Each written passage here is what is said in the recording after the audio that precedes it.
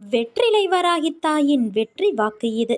என் தங்கமே, நேற்று தங்கத் தாமரையோடு உன் இல்லம் தேடி வந்தேன். என்னை உதாசீனம் செய்தாய். இன்று பொற்காசோடு உன்னை தேடி வந்துள்ளேன். என்னை நீ அவமதித்து திருப்பி அனுப்பப் போகிறாயா?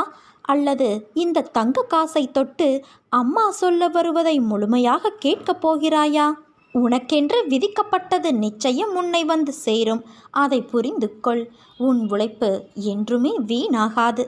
வாழ்வில் லட்சியத்தை அடைய வேண்டும் என்ற எண்ணமும் பொறுப்பும் கண்டிப்பாக இருக்க வேண்டும்.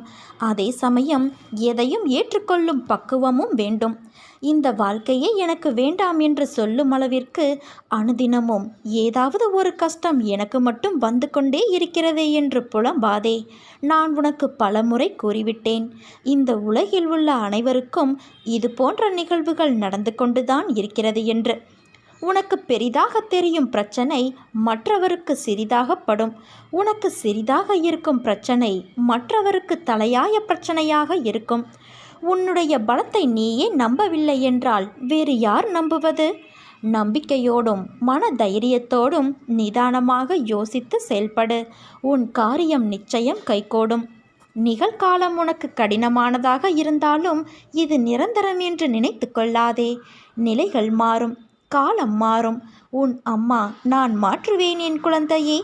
நீ எல்லா செல்வ வளங்களையும் பெற்று நல்ல பெயரோடு நிம்மதியான வாழ்க்கையை வாழ்வாய்.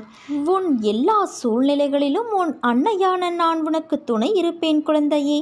என் வார்த்தைகள் மீது நம்பிக்கை வைத்து செயல்படு. நல்லதே நடக்கும். எல்லா இடங்களிலும் துரதிர்ஷ்டம் உன்னை துரத்துகிறது என்று நீ எண்ணுகிறாய். அது முற்றிலும் தவறான எண்ணம். உன்னை விதியும் ஆசைகளும் இக்கட்டான சூழ்நிலையில் நீ எடுத்த முடிவுகளும் தான் இந்த நிலைக்கு உன்னை இழுத்து சென்று விட்டது. கவலை வேண்டாம் குழந்தையே, எல்லாம் முடிவரும். நம்பிக்கையோடு நீ செயல்படு. எப்போது என்ன நடக்குமோ என்கிற பயம் உன்னை சூழ்ந்து இருக்கும் வரை உன்னால் நிதானமாக யோசித்து செயல்பட முடியாது. முதலில் மனதை ஒருநிலைப்படுத்து. மனதில் அமைதி இல்லாமல் நீ எதை செய்தாலும் அது சிறப்படையாது. எல்லோரும் உன் உள்ளத்தை காயப்படுத்தும் விதத்தில் நடந்து கொள்கிறார்களே என்று வருந்தாதே. உனக்கு நான் ஒன்றை கூறுகிறேன் கேள். உன் கண்ணீரை வீணாக்காதே.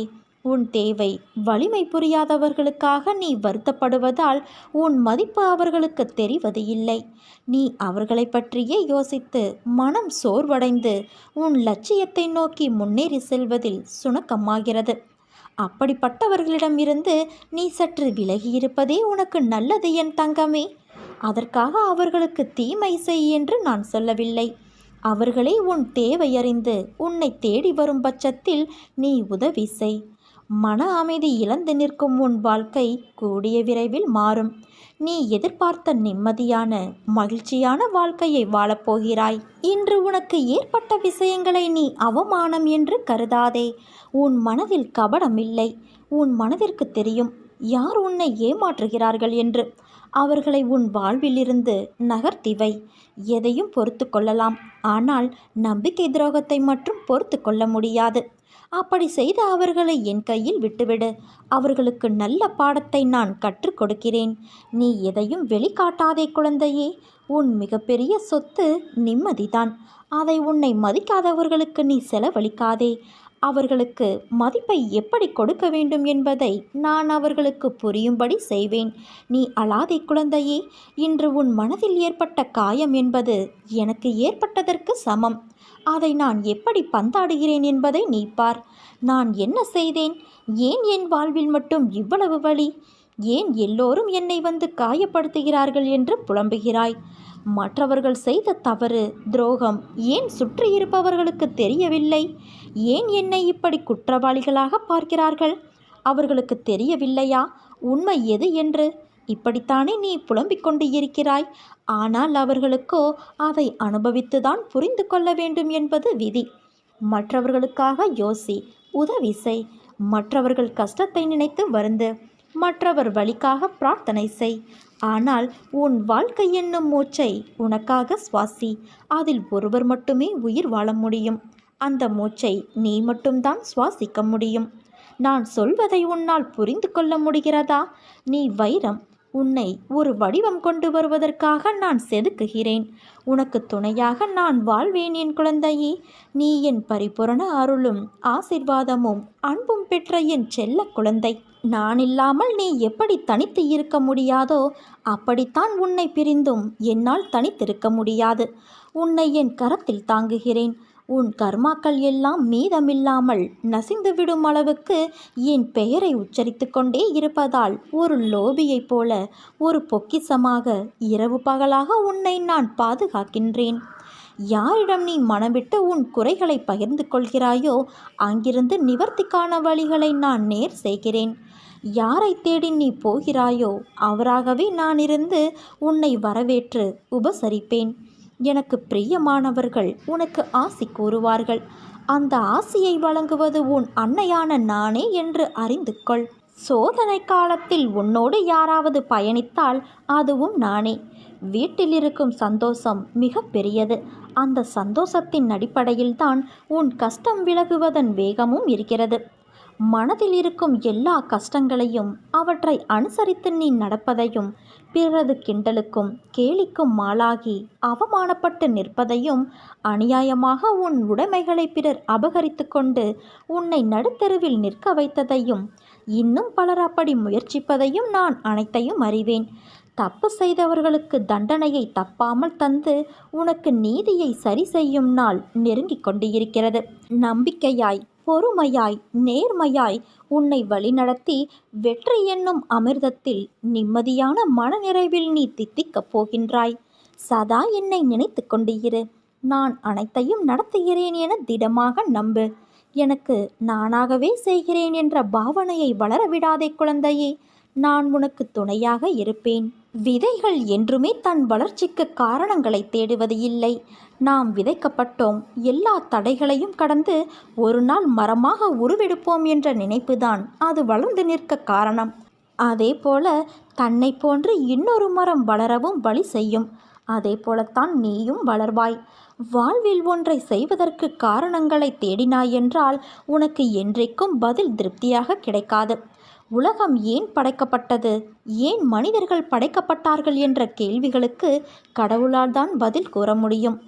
இயற்கை என்ற படைப்பு எதற்கு என்றால் படைத்த உயிரினங்களின் வாழ்க்கைக்கு உதவி புரிய. இதற்கு உன்னால் பதில் கூற முடியும். காரணம் ஒன்றை படைத்து அதை நிலையில் பயணிக்க உதவும் என்ற நோக்கம்.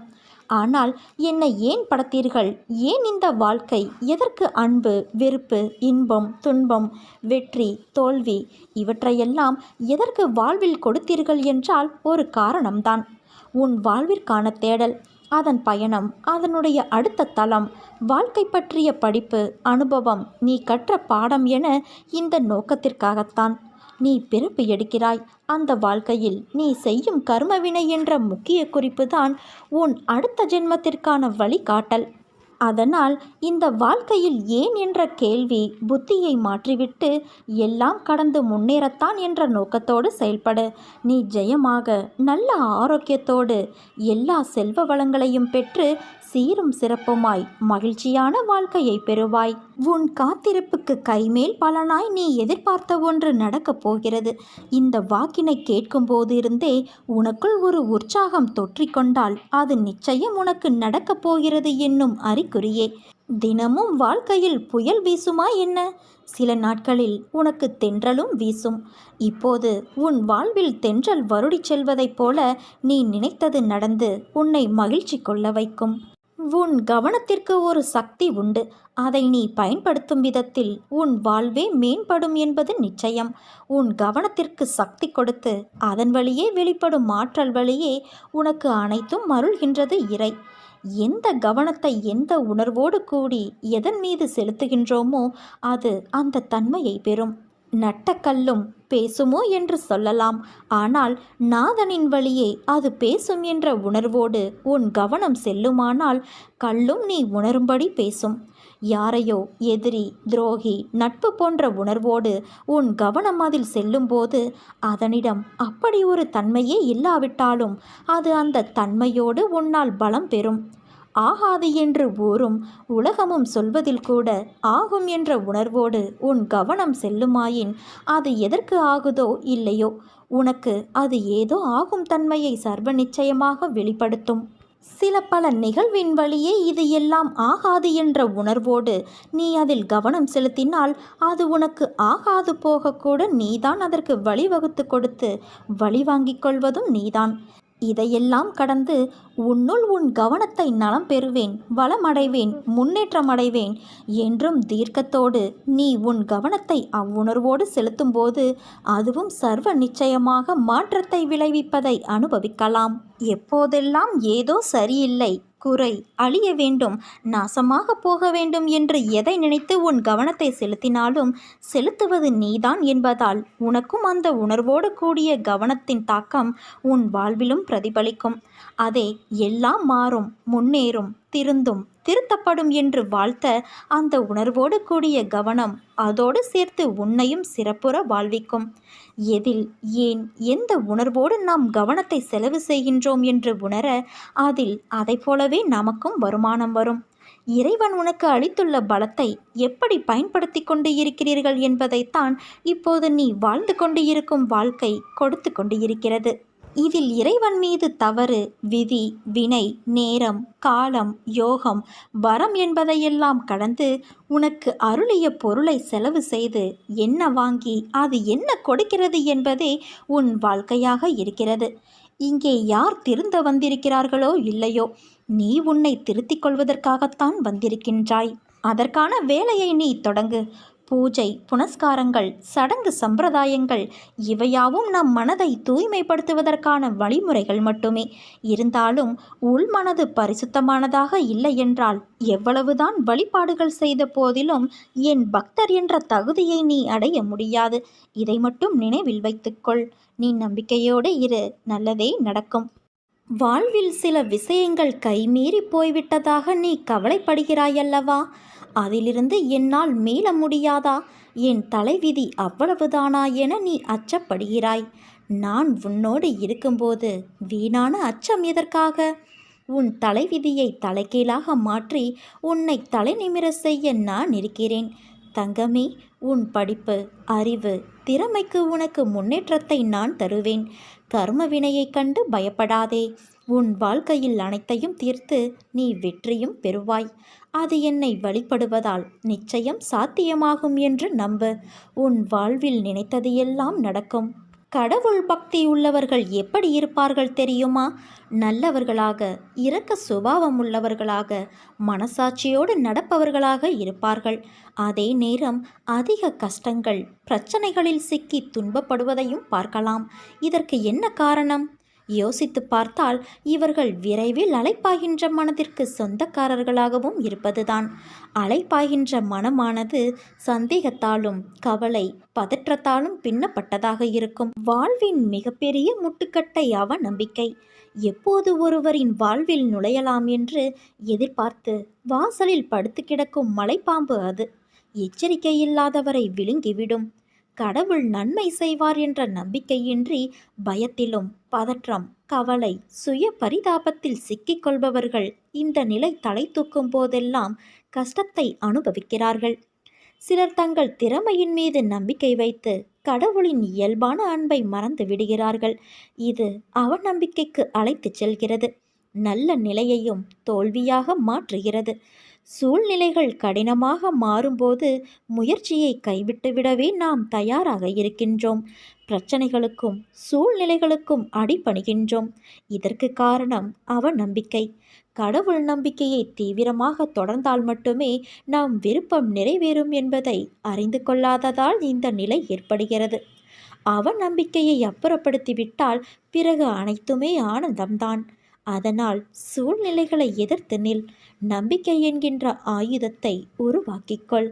பிரச்சனைகளை எதிர்த்து பிரார்த்தனை செய்.